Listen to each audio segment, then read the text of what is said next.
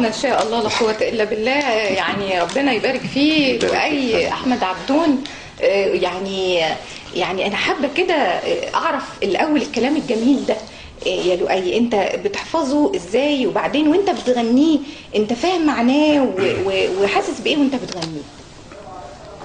فاهم معاني الكلام ده؟ مين حفظه لك؟ بابا. بابا. طب وانت بتغني بتبقى يعني حاسس بايه؟ مبسوط؟ حاسس يعني حاسس الكلمه والعصفور والتسبيح والتامل، يعني التفكير في مخلوقات الله والحاجات دي، فاهمها؟ فاهمها؟ بتبقى مبسوط وانت بتغني؟ طبعا. طبعا.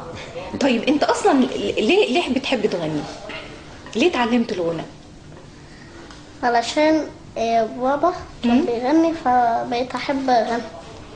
لما بتشوف بابا بيغني بتبقى مبسوط فحبيت تعمل نفس اللي بابا بيعمل. نفس اللي بابا بيعمل.